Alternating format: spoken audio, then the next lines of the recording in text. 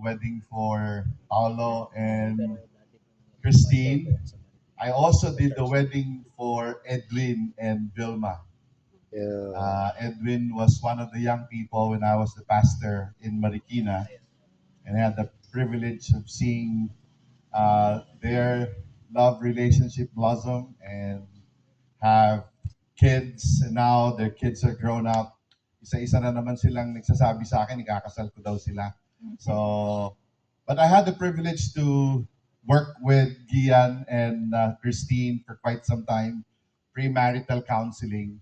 Naniniwala po kasi ako na marriage is a serious commitment. Kaya you have to prepare for the marriage, not just for the wedding day.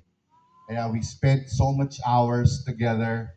Kahit nandun ako sa States, we would do Zoom meetings together. And we had, what, 6 sessions together starting. But for all of us who are married here tonight, just 3 things that I trust you would always work in your marriages. Of course, for Paolo and for Christine. Number one, there should always be commitment to each other. Marriage is a commitment you make before God and to each other. No marriage will survive without the commitment to stay together whatever happens in your relationship. Sabi nga nila, in sickness or in health, in richer and poorer, that is a decision that married couples should make. Number two, not just commitment, communication.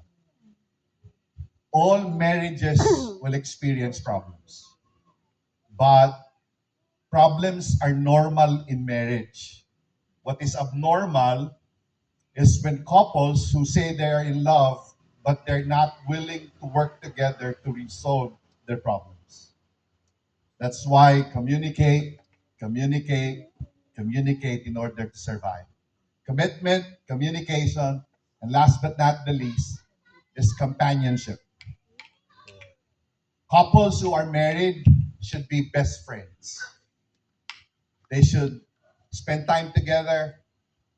They should enjoy each other when they're together. They should really do their best to be great companions. And that friendship should be nurtured through the years. Dapat magmula nung kinasal kayo, years would pass and you'd realize there's no other person who could understand you, who you enjoy being with, maliban sa iyong asawa. So just remember these 3 things, Gian, Christine: commitment, communication, and companionship. Thank you.